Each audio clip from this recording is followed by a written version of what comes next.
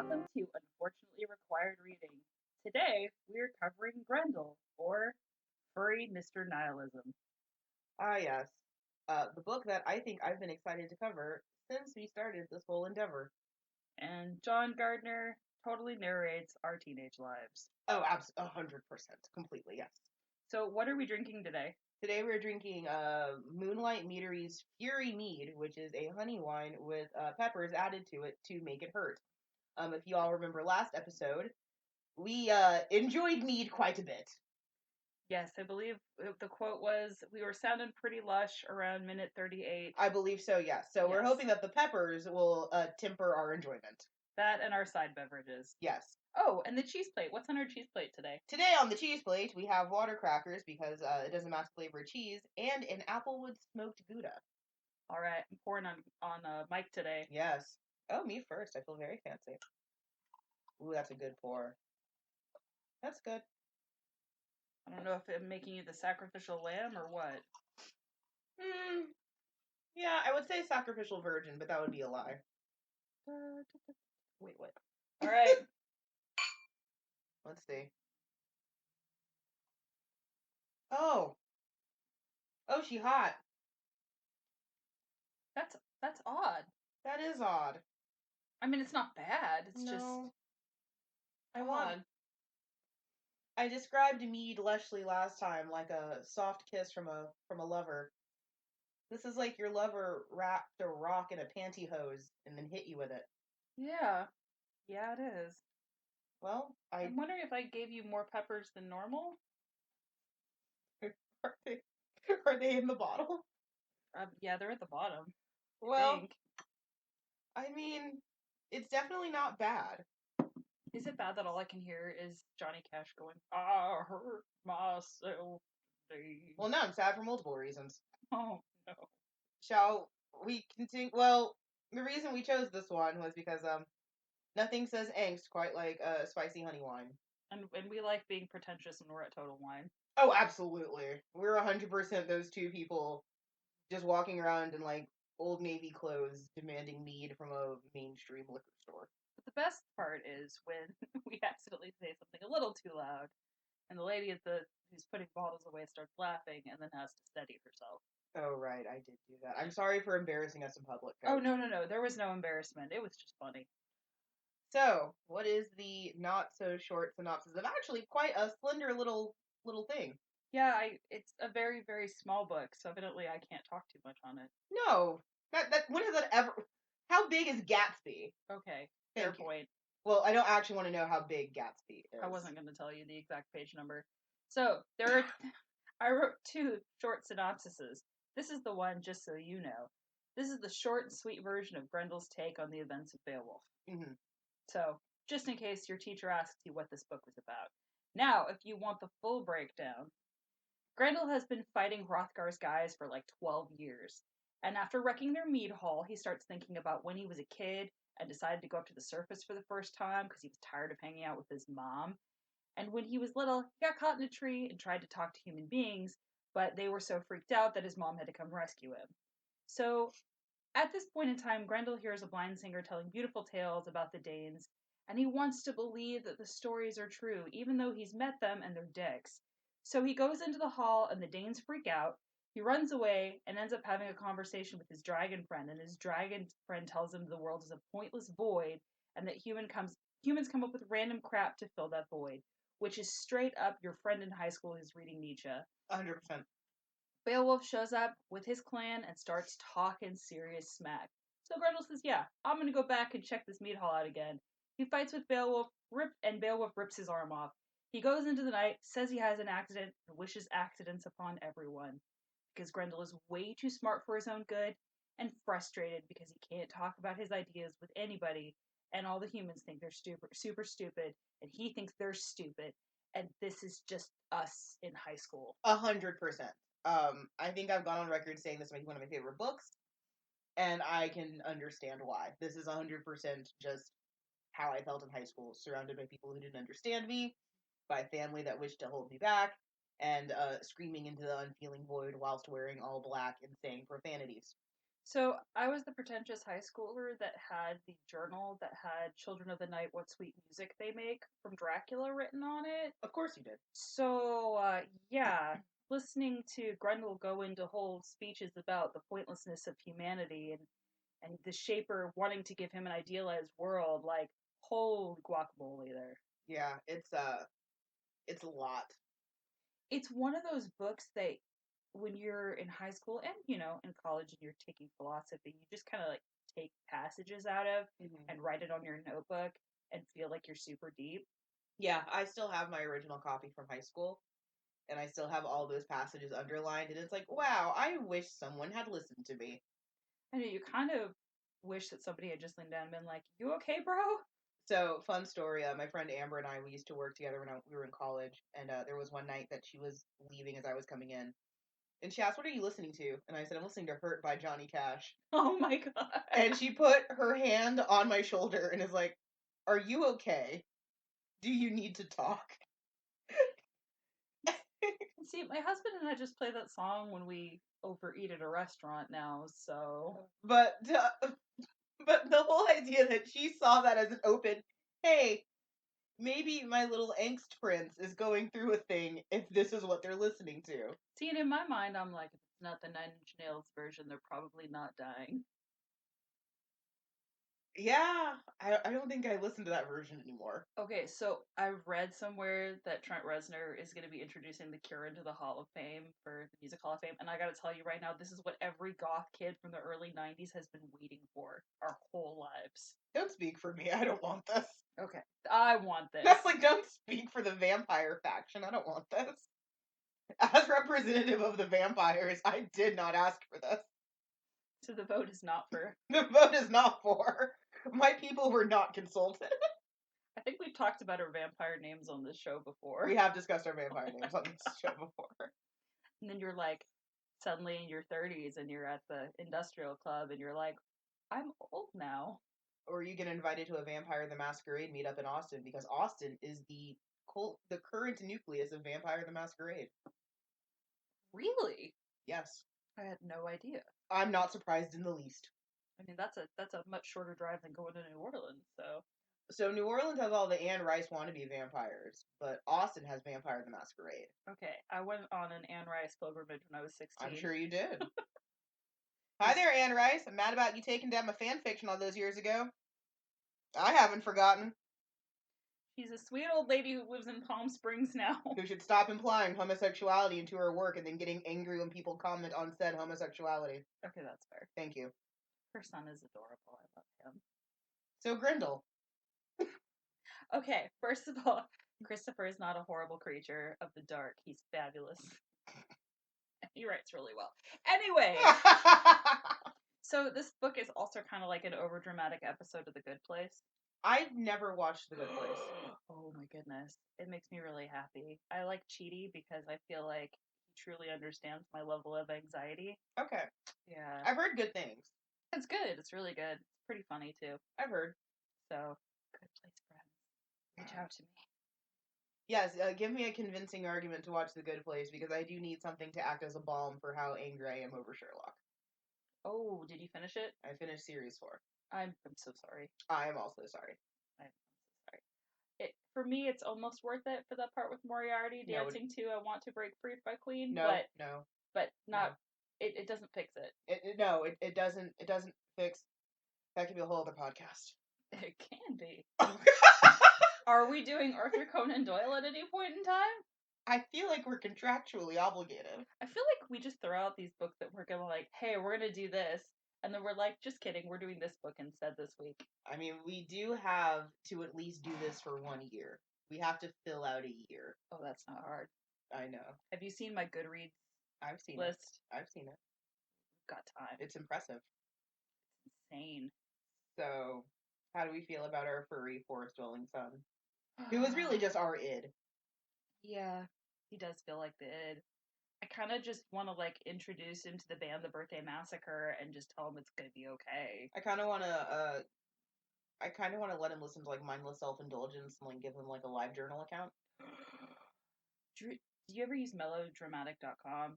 Melojournal? No. oh my gosh, I don't think it exists anymore. If it does, let me know. But like, used to go on there, and it was just like everybody was over dramatic. So like my old Zanga? Yeah. Oh my god. Yes, I just said Zanga. Now you all know how old I am. So I'm sitting here going, when Facebook went down the other day, it was great because all these people are like, "Did you know MySpace is up still?" And I'm like, "Oh God, please don't ever find my MySpace." I tried to angst once on MySpace, and I forgot that my uncle was my friend on MySpace, and he did not respond well to me using My Chemical Romance lyrics to describe my dating life. Oh dear. There is nothing that kills melodramatic fury like having family say you don't have real problems. I just have this image of you. Like, what were you saying? Were you saying that your dating life was like the Black Parade? Like, No, like I think I like quoted Helena or something. okay. I will admit that I don't really know My Chemical Romance or really anything about it. All I know is that he did like the Umbrella Academy. Jared Way did write a lot of it. It's his Okay. original like. I don't think I've ever been more offended in this I'm moment. sorry. I don't really know. Was it an age thing? Because like I think. I think so. Okay. Well, it's like I get crap from my friends all the time because I didn't listen to New Kids on the Block, but I was like a year behind them. So Okay. So then in that case, you're just a couple years ahead of me. yes, Okay, so it's an age. I understand now. I'm less angry now. yeah, I was into Nine Inch Nails and Stabbing Westward and Garbage and Yeah, so for me it was like mindless self-indulgence, My Chemical Romance, Blink 182 when they went emo, oh yeah, Green Day when they went emo. oh yeah. It's, Ugh. And we still have that thing when September's over. And my husband likes to yell, when "Did they wake September up? ends, Did we wake that guy up from Green Day?" And I'm like, "No." every year he gets a million tweets. Every year, it's like One of them is from me. I'm kidding. Amanda, I have too much time. Amanda. All right, Is so there really a band called Grendel? there is a band called Grendel. What do they play? I don't know. I didn't actually listen to it. I just kind of went, huh? There's a band? Because I was trying to find more information about the book. Mm-hmm. So there's symbols. Of course there are symbols. It's John Gardner. There's always symbols. Mm-hmm. So the bull that keeps attacking Grendel over and over and over, it's unthinking action, showing the ineffectiveness of the constant repetition, the brute, dirty violence that is uncalculated. Well, someone saw Guernica. Pretty much. I was gonna say, Do yeah. I have to explain that reference? Yeah, you're gonna want to explain Guernica. Oh god damn it. So Guernica Guernica is a Pablo Picasso painting. They say it's one of the most important anti-war pieces of propaganda. And it's like a stampede. There's bulls and horses and trampling people, and it's really, really like intense and expressive. I can understand it being anti-war propaganda. It's a lot. It's a lot. It's what you think of when you think of Picasso, though. Mm-hmm. I think we had a copy of it in like one of my classrooms when I was a kid. Mm-hmm. Oh dear. But yeah. So I'm gonna tell you right now, that bull is not a Slytherin. No, that bull's a Gryffindor. So there's also a corpse, and it's the corpse that Grendel discovers the first time he goes into the mead hall. It's supposed to represent the brutal lives of the Danes, or not? Is it yeah, the Danes? Because Yes. I can't. I think it's Scaldings. Skildings? I should know this after the last book. I feel like yes. Yeah. And even though the Shaper goes on and talks about how amazing the Danes are and how great they are, and how Grendel is descended from Cain, and so therefore he's a shit show, like, Grendel really just wants to believe that things are good, but he's seen this corpse, he's seen these people, he knows it's all a lie. Yeah, you almost feel for Grendel in a way that you feel like you shouldn't, which we'll touch on when we get into themes later, but you feel bad for him, but also only so much. Is this kind of like Phantom of the Opera, where you're like, absolutely. You're like, okay, I know people were mean to you, but you're a psycho dick, No, dude. this is full Phantom of the Opera, Beauty and the Beast, 100% completely. That, yes, you have been unfairly maligned by your beastly actions, but it is also somewhat deserved. I mean, Eric is terrible in Phantom of the Opera. Can we just go ahead and say that? So I absolutely adore that book, but I adore it because the book at least is like, okay, she's way under this guy's spell, but she also realizes that he's a bad call and that he's super dangerous. Unlike the musical, which I also love for different reasons. Yes. where it's like, oh well, he's this sweet, caring individual. If only they had been kind to him. Well, you know who caused all that? Eric. Lord Andy. Andrew Lloyd Webber is the one that rewrote it to fit that. I was like, who the hell is Lord Andy? And was Thank you, Lindsay Ellis, for making sure that I never referred to him as anything but Lord Andy. Is this one of those things where he's like, I just want my really young, beautiful Sarah Brightman wife to love me? That's literally why he redid it. Oh, Lord. Think about it. Think about all the things that he did to readapt Phantom, and think about his life. So it's him. So we're gonna have to cover Gaston Leroux at some point in time. We have no choice. We have no choice. But it's completely that. It's very that.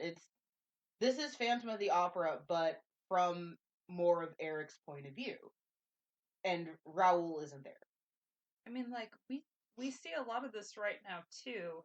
I'm trying not to go super political, and did spicy mead make us political? I think it may, but with what we're seeing going on in New Zealand right now, it's a white guy who thinks he's been completely victimized. Yes. So he goes after a different group of people. Yes. Anyway, it hurts too much right now. Well, and done so because he was not given any opportunity to face criticism for his actions.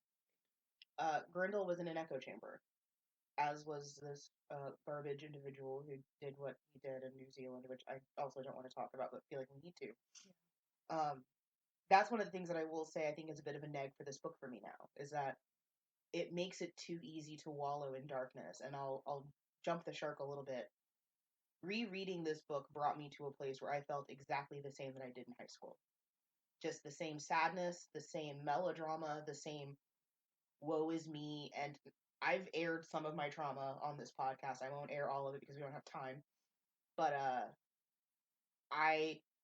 not that my feelings aren't deserved, or not that anyone's feelings aren't deserved, but there's definitely better things that you can do with your feelings than to scream wildly into the void.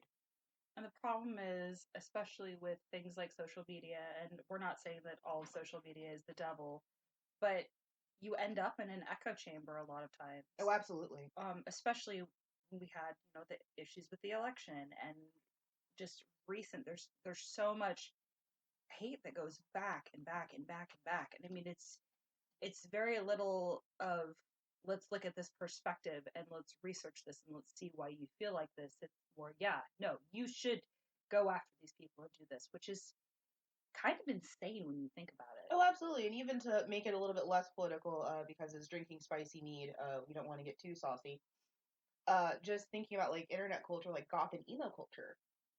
I know, like, when I started posting, like, my emo poetry and, like, romanticizing self-harm and, like, talking about death like it was some sweet release, no one said, hey, friend, maybe go get some sunlight and talk to a therapist. They encouraged it. They said, hey, that sounds great. We should all do that. And, like, whoa, that's bad. Stop it. And it's kind of scary because you're seeing it younger and younger and younger now. Right. And again, with people that really could benefit from just being listened to, but then challenged lovingly. I mean, I was very lucky because I had my mom who was like, all right, friend, time to go sit on somebody's couch and spill your guts, because absolutely, this is not funny. And I mean, we have a family history of depression and anxiety, right, and things like that. So a lot of times when you have somebody listen to you and not just give you the nihilist feedback of a dragon, right, an asshole dragon, an asshole dragon. I mean, the dragon is such a dick. But he's not wrong, which is what makes it so terrible. It's kind of like when you're younger and you have that really bitter older friend and you think you're badass because your older friend is like hanging out with you. Or in my case, it was a trench coat wearing goth guy. There you go. But, everything is a lie. Life is not worth living. And oh, yeah, like, you've all been red-pilled. You've all been red-pilled. And then you just kind of get, like, into it and you're like, yeah, everything's terrible. And when you already are predisposed to being neuroatypical, and people are giving you that feedback that it's okay to be sad, to wallow, it's really dangerous rhetoric. There's a book that I read a while ago that was Reviving Ophelia, and it was all about the fact that in literature especially, young women are practically encouraged to commit suicide. It's the most romantic and daring and beautiful thing you can do is to drown yourself. Which is crazy because we've already got enough. We have so much. Right? There's so much. Ah, I didn't think that this would be the one where we get emotional and political, but I blame the disappointment of spicy mead. it's I really wanted to like this. I just got to the spice level. I'm like, whoa, oh, there it is. Eat the cheese. Maybe the cheese will help. The It cheese did. does help. It does help. Well, it helped me get more flavor. The cheese is delicious. Eating it off mic. Oh, we aren't disgusting. But we are a little disgusting because we're human beings. Thanks, Grendel. Are we descended from Grendel? I mean, that's kind of your whole belief. I don't believe that we're supposed to be considered to be descended from Cain, but Well, I'm black, so technically I am. oh, Ah, I'm a descendant of Grendel. That explains everything. I feel like I'm gonna go sit in the corner now. Just wait till next month. So this is the part where I admit that I listen to the classics of Coast to Coast, Yeah. which they Oh. play at like 1 in the morning Eastern time Yes. with George Norrie. And I was listening to this whole thing about the cult of St. Columba, how supposedly there was somebody within the Catholic Church that was trying to support and save women who were being accused of being witches. And now I need to find stuff on it. Yeah. So I'm like fascinated by it. I mean, that sounds great. We should do that. Please let us know if you'd like for us to live our dream and have a cryptozoology podcast. Yes, please let me know. Speaking of though, before we jump headfirst into the next symbol, we describe Grendel as quite furry. The book does. Mm-hmm. I think this suggests what creature he is. I think he might be a Bigfoot. I think he might be a Bigfoot. I think he's an adorable little Bigfoot. Do you think he's like the ones in Smallfoot that just came out? I- The little baby Yetis? I don't have The baby Yeti! I don't have children, so I haven't seen that movie. I mean, to be fair, I've not seen that film.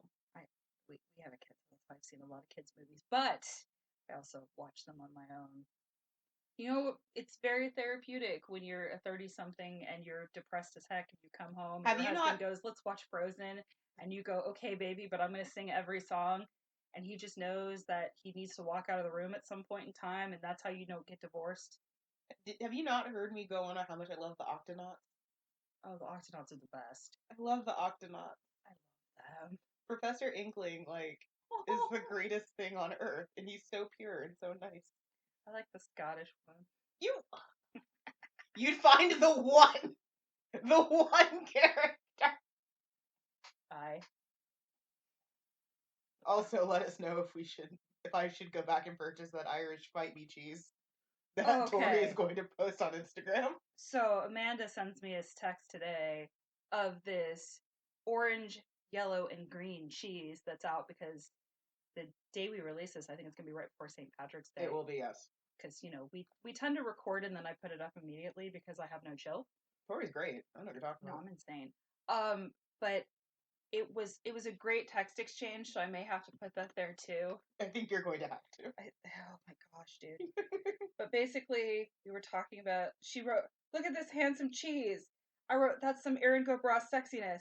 I got back, "I've never had a cheese challenge me to a fight, but this one did, and I lost." I wrote, "Did it then compliment you on your choices in alcohol?" And I got back, "Yes, it did." So we might have to go back and get that Irish fight me cheese. What you all don't know is that the reason I'm going on and on is trying to prevent myself from having to read 50 Shades of Grey for y'all. I mean, I also have to read Grey. Oh my god. I think one of us has the worst job. So, as far as themes, art as a lie. Yep. The painter is here to deceive you. He wishes to cover over how horrible reality is with art. Doesn't that sound like some communist bullshit? That sounds like we're going back to 1984. Oh god, no. There's also the power of storytelling, which kind of ties into art as a lie. Mm-hmm. So sometimes the dragon tells you great stories that aren't necessarily the whole story. The pain of isolation, which we've talked a little bit about already. I think we've talked a lot Echo about chamber. The pointlessness of life. So I think one of the saddest things about Grendel is that he is constantly feeling like he has to butt against just how crazy and dumb life is, which we skipped over one, which is the goat and the ram, respectively. Yes. So these are two creatures that Grendel meets and talks to and complains about. And one thing that he always mentions that they're so dumb and they don't understand what they're doing, and that they have this weird animistic desire to live. But it's dumb. They shouldn't. Like, why? Just accept death. Stupid. But no, they're dumb, so they live. But it's interesting because Grendel has that same animism about him too. He does. So he's not human, as in he can really contemplate on mortality or anything like that. But he's also would he be immortal if Beowulf had messed things up? Do we know how old his mom is? Evidently, his mom was older than like the beginning of time. She would probably hung out with Cain. Hung out with? Gross. I mean, that's what the thing says. I used air quotes. I realize that you all can't see me, but I used air quotes.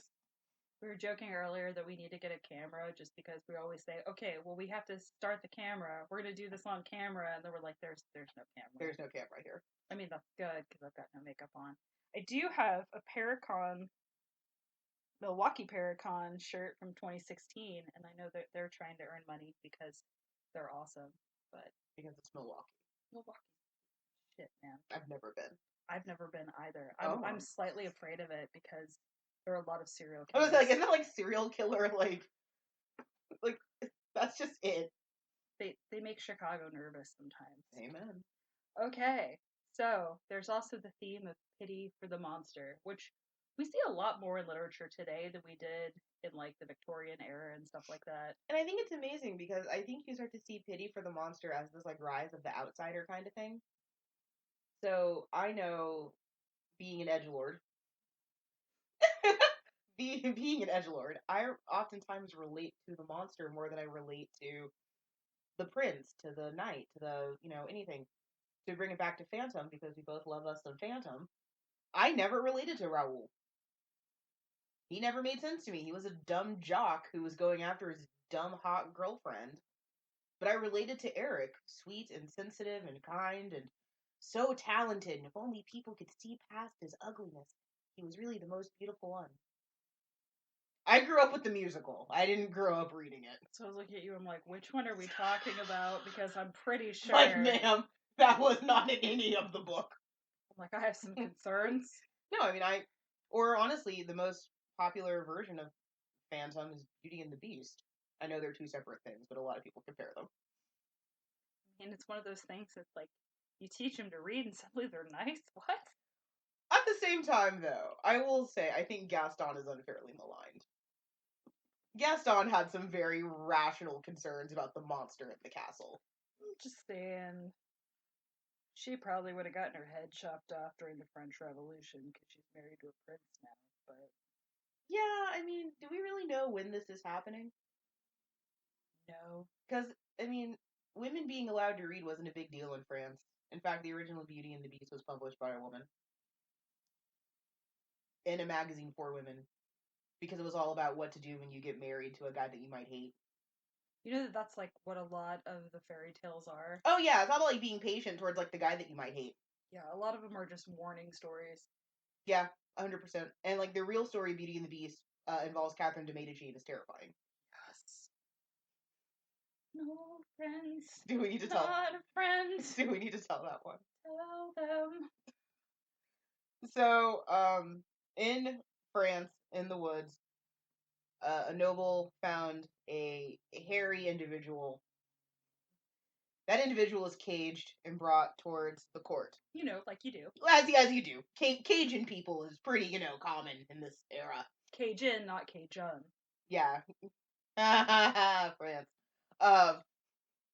So, of course, the court asks the hairy creature, hello, what is your name? And the creature speaks. And he says, my name is Pedro Gonzalez. So, okay, normal person's like, alright, this is a guy. This is a guy. He's a Spanish guy, but he's a guy. The French court's like, that's a monster. And even though it just spoke to us, it doesn't actually know words. so we're gonna rename it Petrus Gonsalves because Latin. And then Catherine de Medici gets involved, keeps this guy as a pet, teaches him though, gives him the book learning, and then decides, I want monster children. Not me, but I want monster children as pets. And then Catherine de Medici marries Petrus off with like one of her ladies in waiting, and like sits like in a bush waiting for them to have sex, so they can have monster children. It sounds like something that you would see on like Pornhub. It's terrifying. They eventually do. They get married, and they actually they do come to love each other as a pair. Because he really just has hypertrichosis. He's just a fuzzy man, just a normal dude who's fuzzy. Fine. I mean, that's like 90% of Scotland. That's offensive to my future Scottish husband. No, it's not. It isn't. No. All right. Well, Let me tell you about my furry Scottish friends. I mean, they don't have the face hair. I mean this as a compliment. I like body hair. I'm gonna be quiet now and sink back in. And I haven't even had that much to drink, friends. Have we reverted back to port? No. Are we back at port? No. I don't know that we'll ever go back to port. I kind of like port. I mean, there's still more in a bottle downstairs if you want it. But yeah, that's Petrus Gonsalves, who we all pretty much now know is the inspiration to Beauty and the Beast. He died with his wife, or he died before his wife. His children were taken away, actually, because Catherine de Medici ruins everything. Yes. That. Like she can hear us. Like she's outside. She's down in hell shaking her fist at me like, F you too. But we do get pity for the monster in a lot of narratives because I think it's easier to pity the monster. You can ascribe more things to the monster. The prince has to be good and godly and fair and all those things, but the monster, he can be licentious and crude and crass and animalistic, but also desirable and interesting. You get all the best lines in the movie. Oh, yeah. I mean, anime has a huge problem with that, which is why I have such a hard-on for anime villains. Because, I mean, like, they're right. They're just doing it wrong, but they're right. Or, like, movies also have that huge problem where, I wrote a really long post about, eugenics and, just, like, really sketchy dialogue used in movies for villains. Oh, no. And it's like, I'll use Kingsman as an example with Valentine. Like, that's a lot of eugenicsy talk. But, you're charismatic, so I'll let you do it.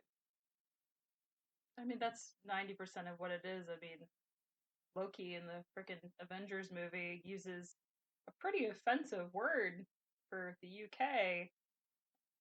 US audiences are just like, but he's so pretty. Can He he have did? tea with me? He used Quim. Oh. Yeah.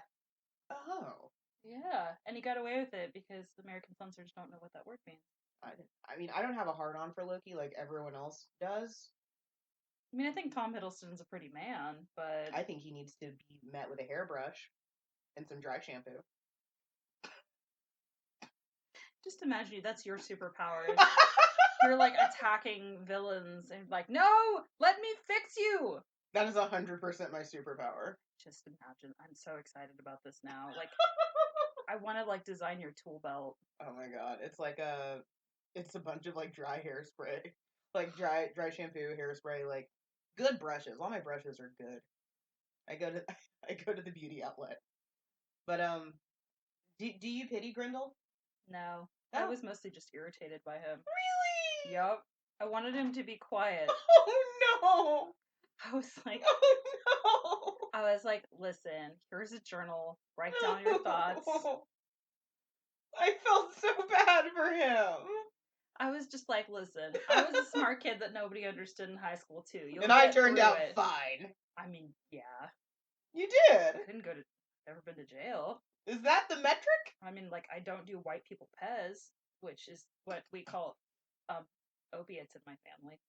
Not that I'm villainizing people who have disorders. I'm just saying. I mean, I'm proud of you. I'm just saying that's a very low bar to jump over for success. Let me tell you about the bars. Anyway. I was just concerned about the bar. So, some fun facts about John Gardner and Grendel. Yes. This book was written in 1971. Obviously. Gardner's mom was an English teacher. His dad was a lay preacher. Gardner's brother died in a farming accident, and John was driving the machine. So this led to a lot of trauma and PTSD and panic attacks. He was really big into tales and legends, both in translation and putting his own versions together. Yes. Gorvidal did not like John Gardner and called his works sanctimonious and pedantic. It's like, that's pretty cruel, man. That is really cruel. That's like hitting a fellow author with a mean stick. Yeah. John Gardner died in a motorcycle crash in 1982, and he's buried next to his brother. Can we send him a postcard? I mean, we can. We still need to send Fitzgerald one. Yes. Readers, hold us to task. We cannot. When is his birthday? We should send him a postcard on his birthday. Happy birthday to you. Your monster's not in a zoo. Can we send Fitzgerald a birthday card from Ernest Hemingway? That's fucking mean, dude. It'll just be like, you're a bitch in life and you're a bitch in death. Fight me! With love, Ernest Hemingway.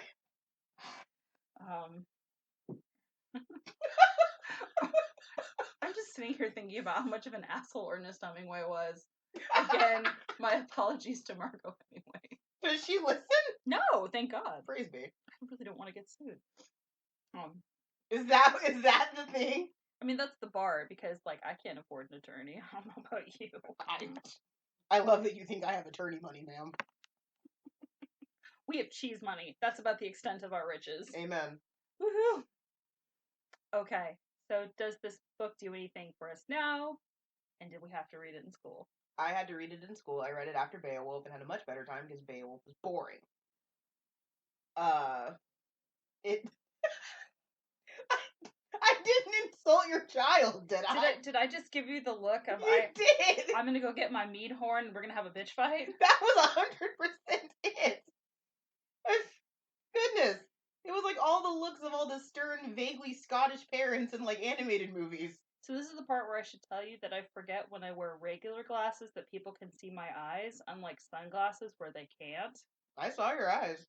I saw the Fury of the Isles. It was like that whole part with Kill Bill with yeah, that was pretty much what I just got. This book did a lot for me in high school, when essentially Grendel was just giving form to my feelings. As a near 30-something, though, I just feel sad. And I don't like that it brought me back to, like, that level of darkness. I mean, I'm okay. Outside of the small poisoning, I'm okay. I feel like, yeah, tell them about how you almost poisoned yourself by accident, friend. So I have food allergies, and I purchased a coffee creamer whose primary ingredient has been something I'm allergic to. And I've been wondering why I haven't been feeling very well. Apparently I've been poisoning myself. I mean, it could be worse. We could be drinking out of lead cups and thinking we're Caligula. So the Romans had a very complicated relationship with lead, including a wine sweetener called defrutum, which had to be cooked in a lead pot because Romans ate lead like candy. I mean, I didn't eat paint chips as a kid, but I know that some people did.